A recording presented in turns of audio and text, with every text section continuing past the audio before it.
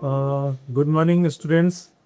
आज हम answer writing पे आपसे डिस्कस करने वाले हैं और इस वीडियो के माध्यम से हम ये समझने का प्रयास करेंगे कि यूपीएससी की सिविल सेवा मुख्य परीक्षाओं में कैसे एक बेहतर उत्तर लिखा जाए। हमारे चर्चा का केंद्र मेनली यही है, how to write a good answer in CSC advance exam. और हम कोशिश करेंगे कि उन सभी बिंदुओं पर भी संक्षेप में फोकस करें जो एक अच्छे उत्तर को लिखते समय स्टूडेंट्स के लिए समस्या पैदा करता है, या किस तरह की समस्याएं स्टूडेंट फेस करते हैं एक अच्छा आंसर लिखने में। आमतौर पर देखा जाता है कि आमतौर पर ये देखने को मिलता है कि जब भी स्टूडेंट के सामने कोई क्वेश्चन आता है तो स्टूडेंट्स सबसे पहले ये सोचते हैं कि हमें इसमें करना क्या है, किस तरह से इसको डील करना है, शुरुआत कैसे करें, बीच में क्या लिखें और इसका कंक्लूजन कैसे लिखें। और इस दौरान एग्जाम हॉल में जो हालात होता है कि आपको 3 घंटे के अंदर 20 आंसर लिखने होते हैं, तो इसका एक अलग दबाव होता है उस दौरान, तो कि एक हालात ही डिफरेंट होता है। हम बात करेंगे जो बिगिनर्स हैं वो कैसे इस चीज़ों को आगे बढ़ाएं, कैसे वो एक अच्छा आंसर लिखें। हम पहले आज इस चीज़ को बात करते हैं। तो हमारा टारगेट है उन बिगिनर्स स्टूडेंट के लिए जो जो एक अच्छा आंसर लिखने का प्रयास कर रहे हैं हम। तो सबसे पहले आइए हम बात करते हैं कि how to write a good good answer. तो सवाल है कि एक अच्छा उत्तर किसे कहते हैं।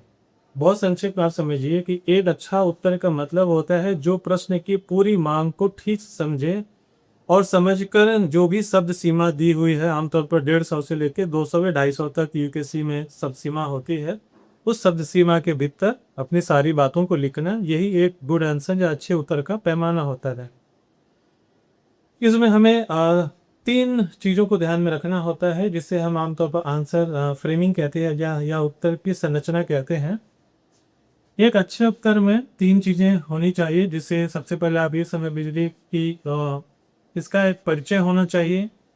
इसके बाद जो बीच में आप बातें लिखेंगे उसको आप बॉडी कह लीजिए या मुख्य बात कह लीजिए, और अंत में आप इसको निष्कर्ष के रूप में आप कह सकते हैं। और यही एक उत्तर में ये 3 बातें होनी चाहिए। इसके अलावा कुछ एडिशनल चीज़ें भी होती हैं जो हम बॉडी में जिसको डिस्कस करते हैं, जिसमें आप समझ लीजिए कि math, diagram, chart, flow chart, जो भी आप बनाना चाहें वो बॉडी में शामिल हो जाता है। अब ये तीनों चीज़ों को हम धीरे धीरे बारीकी से समझते हैं। सबसे पहले हम बात करते हैं कि परिचय क्या होता है। किसी भी उत्तर की शुरुआत हम जिस 2-3 जो लाइनों से करते हैं, इसे हम परिचय या भूमिका या अंग्रेजी में इंट्रोडक्शन कहते हैं। परिचय यानी किसी भी टॉपिक का जो डेफिनेशन क्या है। फॉर एग्जांपल, अगर मान लीजिए आप साइंस के क्वेश्चन लिख रहे हैं या अंतर्राष्ट्रीय संबंधों के क्वेश्चन लिख रहे हैं और आपका क्वेश्चन है कि यूनाइटेड नेशंस क्या है, उसकी क्या उपयोगिता है, तो अगर कोई भी आपके प्रश्न का अगर टॉपिक मान लीजिए ऐसा कोई बॉडी है या कोई क्वेश्चन पॉलिटी का है जो सीबीआई पे है या किसी भी ऐसे सब्जेक्ट पे है, तो आप इसका जो संक्षिप्त परिचय देंगे, इसी को आप भूमिका कह लीजिए या इसका परिचय कह लीजिए। यानी आप अगर यूएन के बारे में लिख रहे हैं तो शुरुआत में आपको ये बताना चाहिए कि व्हाट इज यूएन, यानी यूएन है क्या, संयुक्त राष्ट्र संघ है क्या। अगर क्वेश्चन सीबीआई पे है या चुनाव आयोग पे है तो आप बहुत कम शब्दों में 20-30-40 शब्दों में, अगर आपका आंसर 150 शब्दों का है तो आप परिचय के लिए 10 से 20% वर्ड यूज करिए। यानी 20 से 30 शब्दों के बीच में आप सीधे लिख दीजिए कि ये यूएन क्या है या सीबीआई क्या है या चुनाव आयोग क्या है, या जो भी आपका प्रश्न का टॉपिक है उसका एक संक्षिप्त डेफिनेशन दे दीजिए। और कोशिश यही होना चाहिए कि आपका ये परिचय बिल्कुल सटीक हो, क्योंकि एक कहावत है कि मॉर्निंग सोज द डे, यानी दिन की शुरुआत सूर्योदय से ही लगाई जा सकती है। अगर हम मॉर्निंग में देखते हैं कि सूर्य बहुत ब्राइट है तो हम अंदाज़ा लगा सकते हैं कि दिन कैसे हो सकता है, टेम्परेचर क्या होगा। आपका आंसर भी इसी बात पर डिपेंड करता है। एग्जामिनर आपके भूमिका को पढ़ के इस बात को आइडिया लगा लेगा कि आप इस टॉपिक के बारे में आपकी अंडरस्टैंडिंग कितनी गहरी है। तो एक अच्छे आंसर का सबसे बेहतर शुरुआत उसके इंट्रोडक्शन से होना चाहिए। यहाँ मैं क्लियर करना चाहूँगा कि प्रश्नों की प्रकृति तय करती है कि आप शुरुआत कैसे करें। सब जगह आप एक ही पैटर्न भी यूज़ नहीं कर सकते हैं। इसके बारे में हम अपने किसी अन्य लेक्चर में बहुत डिटेल से बात करेंगे। अ, अगर आपका क्वेश्चन 200 शब्दों का है या 250 शब्दों का है, कुछ स्टूडेंट इस बात को पूछते हैं कि सर हमें कितना शब्द इसमें लगाना चाहिए। तो जो भी आपके प्रश्न का वर्ड लिमिट है, मैं अगर 200 शब्द बताऊं तो आप मान लीजिए उसके 10 से 20% यानी कि 10 से लेकर 20% यानी 200 में 40, तो आप विद इन 50 वर्ड्स अपना इंट्रोडक्शन लिखने का प्रयास करिए। कुछ क्वेश्चन ऐसे होते हैं जो स्टेटमेंट बेस्ड होते हैं। अब सवाल है कि उनका परिचय हम कैसे लिखें। तो जो क्वेश्चन स्टेटमेंट बेस्ड होते हैं, स्टेटमेंट यानी किसी भी महापुरुष का अगर कथन दिया गया है, जैसे विवेकानंद का कोई कथन है या किसी अन्य नैतिक महापुरुष चाणक्य का कोई कथन दिया हुआ है या महात्मा गांधी का कोई कथन है जिससे प्रश्न की शुरुआत हो रही है, फिर वहाँ आप किसका परिचय लिखेंगे, ये बहुत बड़ा कंफ्यूजन होता है जो बिगिनर्स स्टूडेंट होते हैं। ऐसे प्रश्नों के मामले में आप उस कथन के भावार्थ से शुरुआत कर सकते हैं और करना भी चाहिए। भावार्थ मतलब आप उस लाइन को पढ़ के देखिए कि वो कहना क्या चाह रहा है और उसका एक सेंस यानी सार आप लिखकर शुरुआत कर सकते हैं, जिसे आशय भी कहा जाता है। मीनिंग यानी आशय। जैसे अगर कोई स्टेटमेंट बेस्ड क्वेश्चन है तो आप उसकी शुरुआत उसके आशय से कर सकते हैं कि ये स्टेटमेंट, ये कथन हमें क्या कह रहा है। तो ये कैसे परिचय लिखते हैं और परिचय में कितने शब्द होते हैं, हमारा डिस्कशन इस पे रहा। अब हम बात करते हैं संक्षेप में कि हम आगे फिर बॉडी में क्या लिखेंगे। फॉर एग्जाम्पल, अगर हमारा क्वेश्चन किसी चीज के महत्व के बारे में है या अगर किसी का कोई क्वेश्चन है कि क्रिटिकली एनालाइज करिए या उसके फीचर्स बताइए। अगर भूगोल का प्रश्न है, आमतौर पर भूगोल के प्रश्नों में विशेषताएं ज़्यादा पूछा जाता है कि पृथ्वी की आंतरिक संरचना की विशेषताएं बताइए, सुनामी क्या है, उसके क्या क्या कारण और प्रभाव हैं, ज्वार-भाटा का कारण है। तो जो बेसिक क्वेश्चन है जिसमें कारण पूछा जाता हो, विशेषता पूछा जाता हो या ऐसी लाभ हानि वाली चीज़ें पूछी जाती हैं, उन्हें आप पॉइंट में लिखेंगे तो बेहतर होगा और पॉइंट में ही लिखना भी चाहिए। मैं इसको ऐसे दिखाना चाहूँगा कि जैसे पॉइंट में लिखने का, जो बिगनर्स स्टूडेंट होते हैं शायद इस बात को नहीं समझ पाते हैं। पॉइंट में लिखने का अर्थ हुआ कि अगर आप उसके विशेषताओं को बताना चाहते हैं, मान लीजिए कोई क्वेश्चन ज्वालामुखी पर है और उसके 7-8 विशेषताएं हैं, तो आप नंबर 1 2 3 4 5 6 7 ऐसे करके आप एक एक लाइनों में लिख सकते हैं या 2-4 शब्दों का एक पॉइंट भी बना सकते हैं कि इसकी विशेषता ये है, अगला विशेषता ये है। आप इसी तरह इसका महत्व भी लिख सकते हैं। इससे क्या होगा कि आप जो कीवर्ड्स यूज़ करेंगे वही एक सेंटेंस भी बन जाएगा और बहुत ज़्यादा सेंटेंस बनाने की आवश्यकता नहीं है। अगर आप 7-8 पॉइंट भी लिख दे रहे हैं या मोर देन 5 पॉइंट भी लिख दे रहे हैं तो आप देखेंगे कि ये लगभग 70-80 शब्दों के आसपास पहुंच गया। और अगर आपका प्रश्न 150 के आसपास है तो आप देखेंगे कि आपने लगभग 30 से 40 शब्द आपने इंट्रोडक्शन में दिया, 70-75 या लगभग 100 के आसपास शब्द आपने इस पे दे दिया बॉडी पे। तो अंतिम समापन के लिए भी आपको कम से कम 20-30 शब्द रखने होंगे, तो लगभग आप 150 के आसपास पहुंच जा रहे हैं। इसलिए बॉडी में बहुत ज़्यादा लिखने का स्कोप आपके पास नहीं होता है। और अगर आप ऐसा लिखते हैं तो आपको यूपीएससी के 20 आंसर लिखने में आप देखेंगे कि अंतिम 16-17 प्रश्न आके आके आपका समय समाप्त हो चुका होगा। बाकी 2-3 आंसर आप लिख ही नहीं पाएंगे और यूपीएससी के अंतिम आंसर जो होते हैं वो लगभग 15 अंकों वाले होते हैं। तो 15 या 45 अंकों का घाटा आपको ऐसे लग जाएगा। तो थोड़ा मैथमेटिकली कैलकुलेशन आपको करना पड़ेगा और ये कैलकुलेशन आपके अभ्यास से विकसित होगा, जिससे हम भी अपने आने वाले वीडियोस में या जैसे भी तरीके होंगे हम उसको आपको करेंगे। ये डिस्कशन हम जो कर रहे हैं ये बॉडी के बारे में कर रहे हैं कि बॉडी में हम और क्या क्या दे सकते हैं। बॉडी मतलब किसी आंसर का जो मुख्य भाग होता है, पॉइंट में भी लिखा जा सकता है या आप चाहें तो बहुत छोटे छोटे पैराग्राफ में भी लिख सकते हैं। अगर आप कोई ऐसा क्वेश्चन है जहां आपको विश्लेषण करना है तो आप 2-2 3-3 वाक्यों का एक पैरा बना सकते हैं।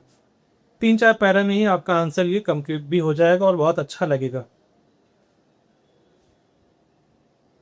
इसमें हमें ये भी ध्यान में रखना होता है कि अब आपके जो भी जहाँ भी आप लोग पढ़ेंगे या आपने सुना होगा कि आंसर में इमेज डालना चाहिए, चित्र बनाइए, डेटा डालिए, ग्राफ बनाइए, मैप डालिए, ये सारी बातें कही जाती है और हम लोग भी इसका सुझाव देते हैं कि जब आप आंसर लिखें तो अपने आंसर में कुछ ना कुछ आप मैप बना के, फॉर एग्जाम्पल अगर कोई ज्योग्राफी में क्वेश्चन आप लिख रहे हैं तो आप भारत का नक्शा बनाकर अपनी बातों को अगर आप लिखते हैं तो वाकई में प्रेजेंटेशन बेहतर होता है।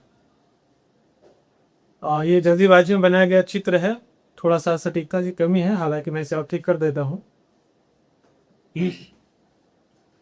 सवाल है कि आंसर राइटिंग का प्रेजेंटेशन भी बेहतर होना चाहिए, और ये बेहतर कैसे हो सकता है। तो इस बारे में एक कहावत है कि एक शब्द हजार, एक चित्र हजार शब्दों से बेहतर होता है।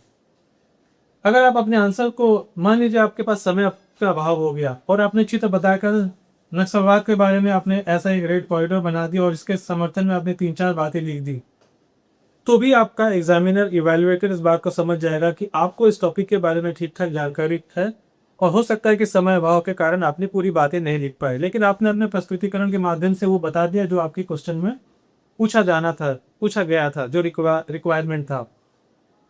तो उत्तर प्रस्तुत करने के ये तरीके भी बहुत बेहतरीन है, लेकिन इसकी एक डिमेरिट्स भी है, इसकी एक सीमाएं भी हैं, या जो आपको प्रैक्टिस से सीखना है। सीमाएं मतलब कई बार क्या होता है कि स्टूडेंट इस बात को नहीं समझ पाते हैं कि हमें कौन सा मैप कहाँ बनाना है, जहाँ उसकी रिक्वायरमेंट नहीं है। कई बार स्टूडेंट बहुत बड़ा वर्ल्ड का मैप या भारत का मैप बना देते हैं, पूरे पेज में बना देते हैं, जबकि आपको पेज की भी सीमाएं ध्यान में रखना है। पेज का भी एक बाउंडेशन होता है, लिमिटेशन होता है। तो अगर आप किसी आंसर को बेहतर बनाने के चक्कर में पूरा पेज ले रहे हैं, तो इससे ये मैसेज जाता है कि आपके पास ये बौद्धिक क्षमता नहीं है कि आप जज कर पाए कि हमें कितना वर्ड लिखना था और कितना उसका मैथ या चार्ट के माध्यम से प्रेजेंटेशन करना था। ये एक अभ्यास की चीज़ है। वैसे मेरा सुझाव है कि अगर आप पूरे पेज की बजाय आधे या 1/4 पेज यूज करें, फॉर एग्जांपल ये अगर आपका एक पेज है, आप इस पे किसी बात को लिखना चाह रहे हैं, तो आप साइड में कहीं भी छोटा सा, यानी कि इस पूरे पेज का 1/4 पार्ट मैप या मैप का कोई हिस्सा बनाने में आप यूज कर सकते हैं। तो इससे आप पूरी बातों को बता भी पाएंगे पॉइंट में, और एक प्रेजेंटेशन भी आपने दे दिया। तो ये जो तरीका है, ये ज़्यादा स्मार्ट तरीका है आपके आंसर को प्रेजेंट करने का, और इवैल्यूएटर इस बात को समझ जाएगा कि आप इस चीज़ को समझ सकते हैं कि कम से कम संसाधन में हम कितना अपने बातों को रख सकते हैं। ये एक अच्छे आंसर का बहुत अच्छा पैमाना होता है। इसमें भी कुछ और चीज़ें हैं जिसे हम आगे के किसी वीडियोस में डिस्कस करेंगे। तो अब हम आगे बात करते हैं कि अब उत्तर का समापन कैसे बेहतर हो सकता है। उत्तर का समापन यानी आंसर को जब आप समाप्त करेंगे तो उसके आप निष्कर्ष, कंक्लूजन, जो भी कहना चाहें कह लीजिए। उत्तर का समापन आशावादी होना चाहिए, प्रोग्रेसिव होना चाहिए, फ्यूचर ओरिएंटेड होना चाहिए, किसी सुझाव के साथ होना चाहिए, या संतुलनकारी भी होना चाहिए। ये डिपेंड करता है कि हमारा प्रश्न कैसा है और प्रश्न पूछने वाले ने हमारे लिए क्या स्कोप छोड़ रखा है। आमतौर पर अगर आप किसी पॉलिसी मैटर पर डिस्कस कर रहे हैं तो उसमें आपको अपना सुझाव देना होता है निष्कर्ष में, क्योंकि बीच में अमूमन प्रश्नों की प्रकृति ऐसी होती है कि आप या तो उस पॉलिसी मैटर पर आपने अपना ओपिनियन व्यक्त किया होगा, राय दिया होगा, तो अंत में जब आप सब कंक्लूजन लिखेंगे, निष्कर्ष लिखेंगे, तो निष्कर्ष भी कम से कम वही है, 20 से 40 शब्दों में ही आप कोशिश करिए निष्कर्ष आप लिख लें। इसमें बहुत ज़्यादा वर्ड देने की आवश्यकता नहीं है, क्योंकि दोहराव की समस्या हो जाती है और नए स्टूडेंट इस बात को नहीं समझ पाते हैं। तो 20, 30, 40 शब्दों में आप अपने निष्कर्ष को समाप्त कर सकते हैं। ये एक आइडियल होता है, पर हमेशा ऐसा ही जरूरी नहीं है। आप इसको अपने सिचुएशन या प्रश्नों की प्रवृत्ति के अनुसार चेंज कर सकते हैं। अगर प्रश्न 250 वर्ड या ज़्यादा का आ गया है तो आप इसमें कुछ वर्ड जोड़ सकते हैं, वो अलग बात है, पर स्टैंडर्ड पैमाना यही है कि आप 1, 2, 3 वाक्यों में ही अपना निष्कर्ष समाप्त कर दें। पर सवाल है कि निष्कर्ष में होना क्या चाहिए।